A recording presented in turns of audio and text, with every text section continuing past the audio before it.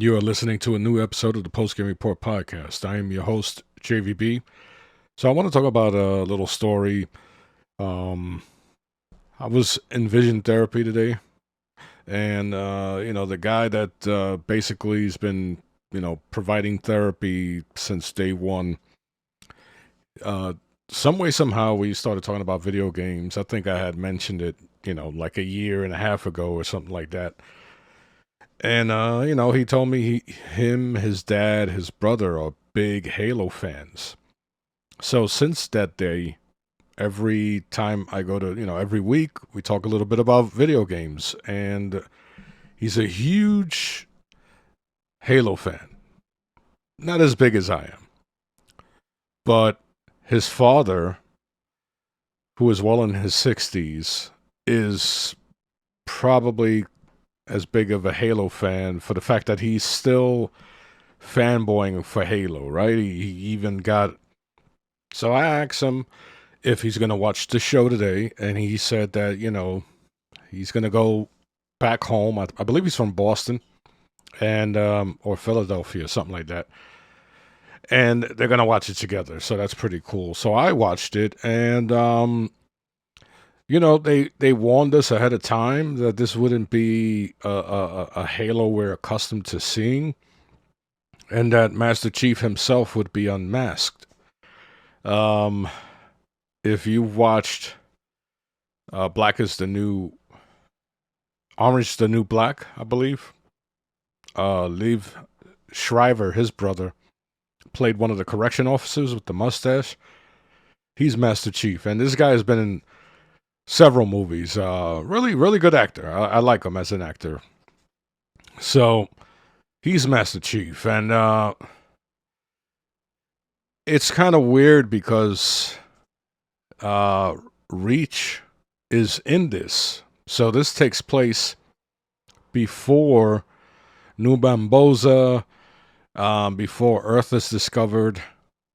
So the Master Chief we're watching right now isn't exactly the Master Chief that we're going to see, that we saw in the first Halo, Combat Evolved. So that's the thing. Because the Spartan 2 program is still around and there's still Spartan 2s. As we all know, Master Chief was the last of the Spartan 2s. From my, recollection. So, yeah, they're kind of changing a lot of things around, and it's kind of weird. It's kind of weird. I didn't hate it. I didn't sit there and pout that this isn't the story. This isn't the Halo that I know. This is what happens when you try to make a video game into a TV show or a movie. So in this case, they're trying to do a TV show, and this is not the first show dedicated to Halo. Before they had Agent Locke or Spartan Locke, excuse me. You could have also made stories about different Spartans, the Spartan 3 program or whatever. So, yeah, I will say that it was nice. I'm not going to say nice. It was really cool to see Master Chief in action in a live action setting. And the way they introduced him was pretty cool as well. I was like, shit, there goes Chief, there goes John. So the geek, the Halo geek in me, I was a little underwhelmed with the story. People complained about the CGI for the elites and stuff. It was hit and miss. There were some moments it looked good, and then there were some moments it looked pretty out of place with the rest of the world. And yeah, they have the I'm trying not to spoil anything, so let me not mention any more characters that are in it, but it definitely looks like they're gonna have some type of forerunner. There's gonna be something with forerunners in this story, and when you watch it, you'll understand what I'm saying. So let's see. I'm very interested in getting his feedback when I go back to therapy next week. Speaking of Halo, he also admitted that he doesn't play Halo Combat Evolve. I mean, not Combat Evolve, Halo Infinite online anymore. Once again, when Halo Infinite came out, the beta, he was all over it. He was telling me how awesome it is. And then when the full game finally released, he couldn't stop gushing about Halo Infinite. And then today he admitted that he no longer plays it, and neither does his brother. And so these guys were heavy into Halo Infinite at one point, and that is something that is well documented right now. A lot of people are complaining that because of 343, the game has been subpar, and not in the gameplay department. From what I hear, it is really solid gameplay wise, but there hasn't been any updates, some substantial updates to the playlist, to the adding levels, adding freaking co-op, adding Forge. None of that is here yet. So that is upsetting people, and it's basically it's as free to play as it gets. These free to play games that they don't really update that much. We see Fortnite updating all the time and Apex Legends, but those are established free to play games. So I guess we have to give Halo Infinite some time, but there's a lot of incompetence going on right now within Microsoft and its video game division. You guys are fully aware of how I feel about it, even though I have, stocks. I own stocks of the company. It's still, and I've said this many years ago, where I got a lot of freaking, harsh feedback when I stated that under the regime that works under Phil Spencer, that the brand would go nowhere, and that has stayed true up until this point. And I said that years ago. So it's sad to see, and it tells me nobody really wants that job. If you got Phil Spencer being your main guy, being your main focus, the dude is more popular than the actual games or the console itself, then you know there's an issue, because Phil Spencer is really not a rock star. He doesn't have that rock star personality. He has that oh golly gee personality that there's nothing wrong with, but he's not exactly a very outgoing, and he doesn't have that magnetism, like a Kojima. Kojima is like a rock star in video game developers, in the video game development world. Whereas Phil Spencer is, he's a very down to earth fellow, and the fact that he is so praised and so recognized by the fan base, it tells me that is not a good fucking sign. When that, your console, your main console, your games aren't the high point, it's Phil Spencer, then something's fucking wrong, really. But I've gone in ad nauseum about the incompetence of Xbox, and I've been right all this time. I don't really talk about it anymore because it's boring and everybody else is doing it. But the fact that they fucked Halo up, that's when, I have to say something. Because Halo is the reason why Xbox became popular. Halo's the reason why I got into all of this shit. Podcasting with Podtacular and writing about video games and covering them in different various events. It's all because of Halo. And so to see where it's at now, it's really disheartening. And it just tells me that, what I feared when they announced Halo Infinite, that the franchise is not, it doesn't hold. Like, I was watching Voltron. I'm going to go on a side tangent. I was watching Voltron from the 1980s, I believe 84 or whatever. And Voltron is like my favorite cartoon.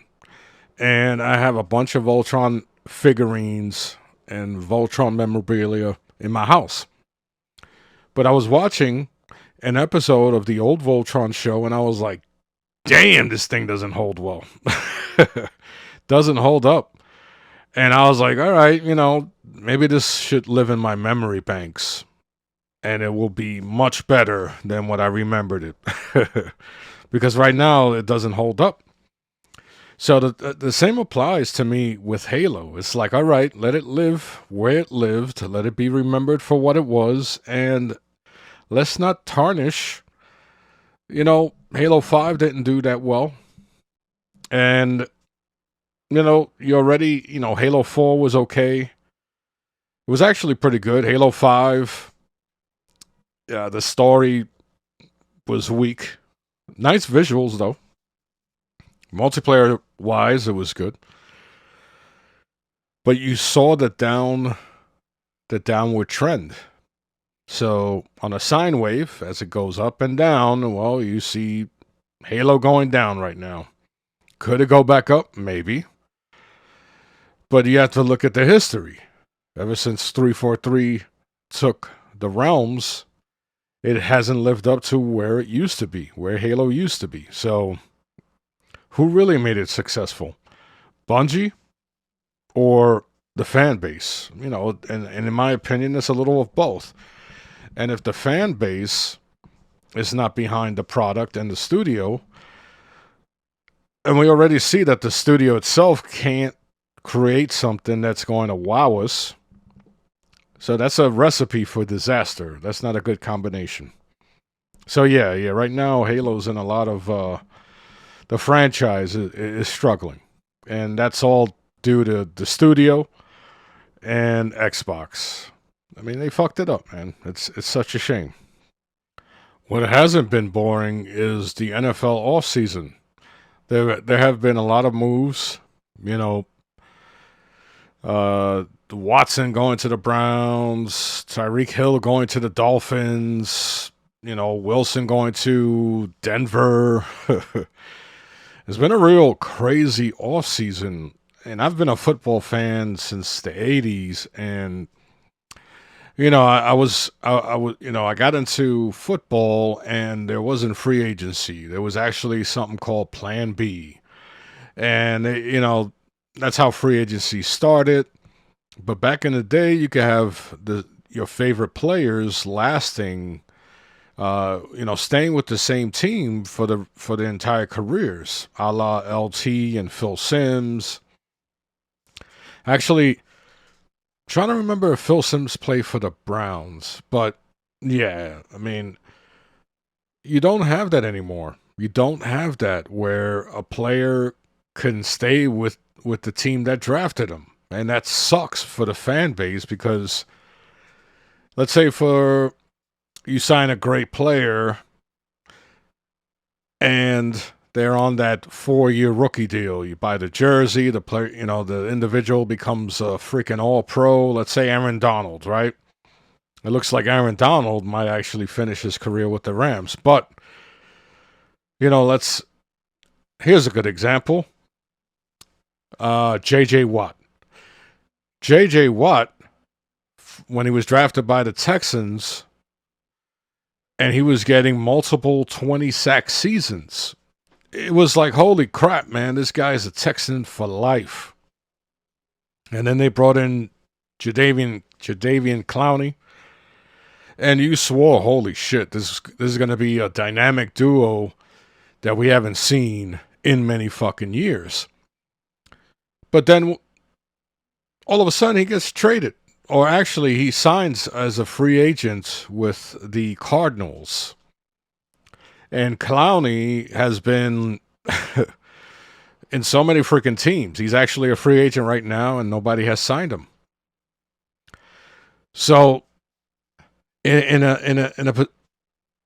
granted, not TJ, his brother, who's another animal in his own right, but JJ Watt, with all the injuries, the high salary of defensive tackles or defensive ends. He's played both, but he has like Hall of Fame potential. I mean, injuries have messed him up severely, and that could be the only thing stopping him. But the fact that he's on different teams. Who's another guy? Even Deion Sanders, who is, one of the best cornerbacks I've ever seen, and possibly the best shutdown corner that I've seen. I'm not saying he's the best there ever was because there were people before him, but in my lifetime, Deion Sanders could shut down one half of the field, and he could also return kicks. And he could also play wide receiver. He was on the Atlanta Falcons, then went to the 49ers, then went to Dallas. So he's another Hall of Fame player who didn't finish his career with the team that drafted him. And that's because of free agency. But now we're seeing like big time players being traded. And it's like, holy crap, especially with quarterbacks, you have Watson who has all of these allegations, and who knows what's going to happen with that? How many games he's going to miss? If he's going to get suspended?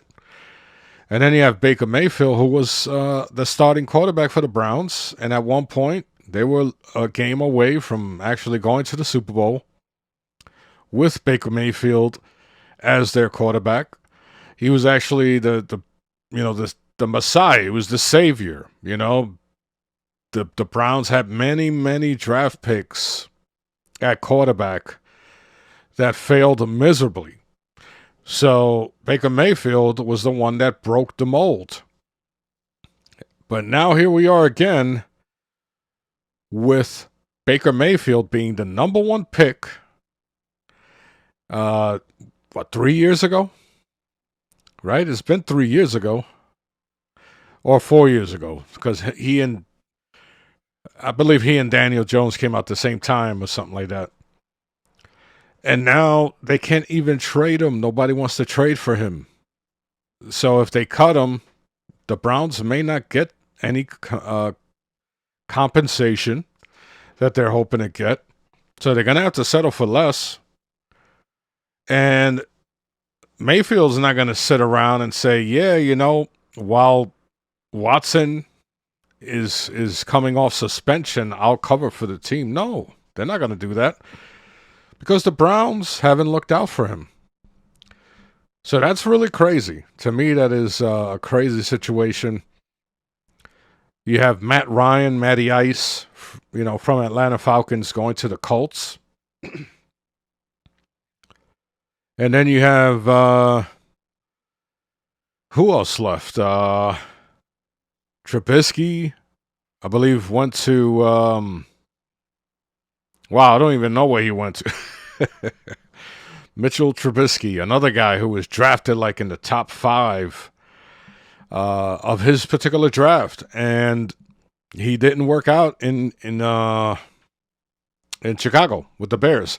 And they wound up drafting Trey Lance, I believe. So it's crazy. Like, makes me miss Eli Manning even more. Like, really, it makes me miss Eli Manning.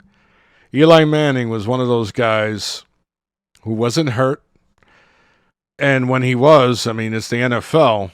I'm sure he had injuries. There was one year where we thought Eli was going to miss significant time, and he didn't miss any.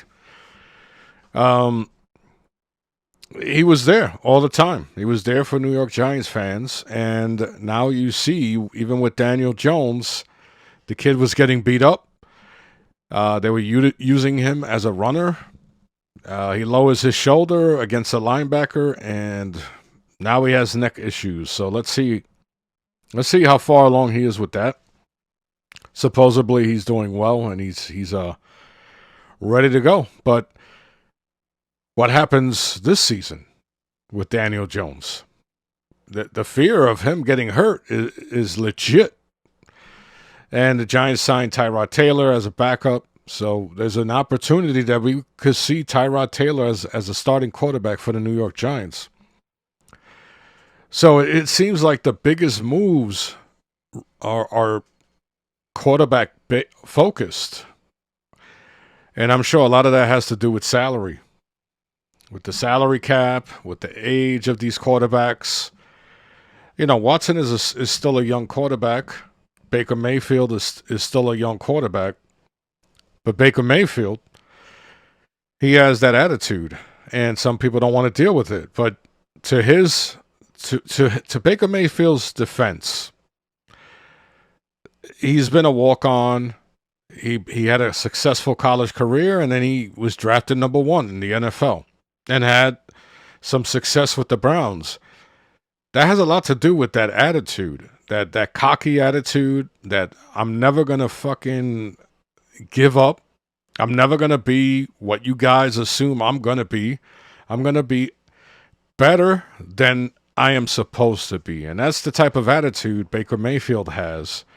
And I admire that because that takes a certain amount of will to fight against all the odds.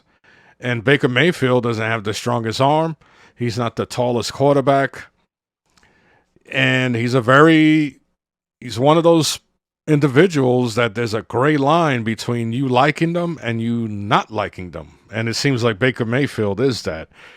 But that's because of that attitude, that I'm fighting everybody attitude. And if that's what got him successful, then I can't fault him. The only issue I had with him was when I saw YouTube. Actually, it was a video on Twitter where he's doing this stupid dance. And I'm like, dude, you shouldn't be doing that dance. You look stupid. You're a white kid. From Oklahoma State. I believe it's Oklahoma University or something. You don't look good doing that dance. Let the let the people who know how to do that dance, let them do it. You look stupid. That was the only issue I ever had with him, was like, dude, who the hell told you that was a good idea to do that in the middle of the field and have people video recording you? I was like, okay, I guess he's very sure of himself, but yeah, I just find it crazy that a number 1 pick, not even only 4 years as into his career, so he has 3 full years or 3 full seasons as a starter. And last year they lost a lot of the Browns were a dominating team for like 6 games, and then all of a sudden all these players got hurt, including Baker Mayfield. But you had Odell Beckham recovering from an injury. You had Landry. He could do what he can do, but he was also hurt. I believe their starting tight end was hurt. They have a dominating running game. Some of their guys got hurt in the running game.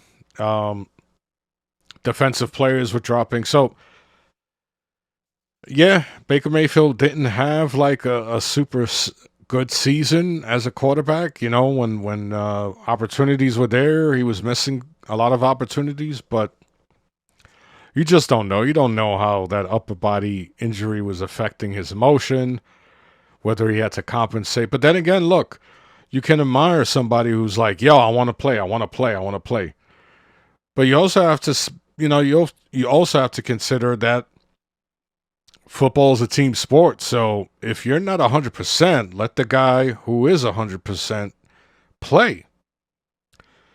And so maybe you do more harm than good to your team. It's one of those give and take situations. You admire a player who is ready to play for you, even though he's fully not recovered. But then in a position like quarterback, where the fluidity of your passing motion is extremely important for accuracy. So maybe that's what was killing Baker Mayfield's accuracy this season, because I've seen him do some crazy ass plays, and hit some very accurate passes during his 3 years as a starter with the Browns. Last year, he was pretty bad. He was a very average quarterback with some glimpses of his second year self. That his second season as a starter, the Browns were like, you know, a great team. So yeah, we'll see where Baker Mayfield lands. I think there's a lot of talk. The NFL is very, especially around this time with free agency and the draft. You'll hear all types of stories about upcoming prospects, and like look at Jeremy Tunzel. Yeah, he had a freaking photo of himself, a video actually, smoking weed with a gas mask on. So he dropped in the draft. He goes to the Dolphins. The Dolphins trade him to the Texans for all types of assets. And now he's one of the best tackles in the league. The Giants could have had him. Instead, they took I think they took Eli Apple that year. Oof. Oh, so fucking pissed off. So this is the time of year where a lot of NFL stories or stories about upcoming NFL prospects from the draft. You're going to hear the hands are too small, or they don't play 100% all the time. They don't love football, blah, blah, blah. Like Thibodeau, who is a very productive, very talented defensive end out of Oregon. That's all. He's not 100% all the time. He gives up on plays. Yeah, they're trying that, man. But what scouts say, what they see of him on tape, they're like, no, that's a bunch of horse pucky. The kid is, he has a great motor. He has a superb athletic ability, and he goes all out all the time. So where's this coming from? So teams are gonna say stories about prospects that they want, and they're gonna freaking spread lies, and in hopes that prospect falls down to them. That's a game. So the same thing is applying to free agency and Baker Mayfield. Like all of a sudden, all of these teams are like, nah, he's this, he's that, in hopes that the Browns will cut him, and then there's a bidding war for Baker Mayfield. It seems like teams don't want to give a draft pick because they probably figure, you have a quarterback making $200 million in guaranteed money. What are you going to do with Baker Mayfield? He's not going to sit. He's not going to play for you either. So it's a cat and mouse game right now. So yeah, I think when it's all said and done, if the Browns hold on to him, right during the right. Let me clear my fucking words. If the Browns hold on to him while the draft is going on, and a quarterback or two, Malik Willis maybe, is gone, and a certain team needs a quarterback, well, Baker Mayfield is a young quarterback, former number one pick, with playoff experience. He's sitting there as a trade option. Not bad, right? Or the Browns can simply say, look, man, Baker Mayfield, if you're going to sit out this season, okay, we still hold your rights. Sit out and then see what you can get next year in the market. So, yeah, it's kind of weird, man. It's one of the crazier off seasons I've seen with football. So I'm hoping that I'm hoping the football season is just as crazy as exciting as the current off season. I hope the season coming up is going to be just as exciting and unpredictable, because I still love watching football, even though my Giants have been the laughing stock the last few years. I still love watching football because you only get 17 games, and if your team sucks, they're not going to the playoffs. So you gotta enjoy those 17 games for what they are, and that's football, NFL football. So I watch it. My wife will be like, "Why are you watching it if they're getting destroyed?" I'm like, "Because I gotta wait so long for it to come back." It's that simple, you know. And I love watching preseason games because I like to see the rookies and potential free agents, see how they perform, and I just football is has always been. I hate saying uh, I hate using the word love to describe something like sports or fucking technology. You know, I love my family, but football is my favorite sport, and I absolutely enjoy it, even when my team sucks.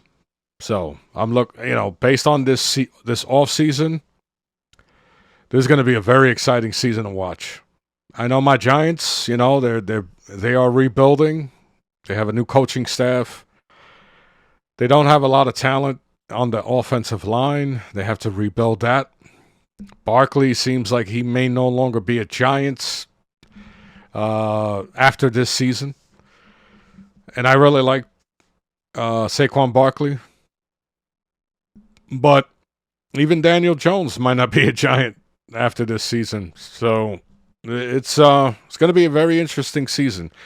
It's going to be a lot of guys playing for their careers, and that could turn out to be really good football. So anyway, let me know in the comment section who you cheer for, what NFL team you cheer for, or what sport you enjoy watching. Also, let me know if you watched the Halo show and what you think about it. So this wraps up another episode of the Postgame Report. I am JVB. I'll talk to you guys later.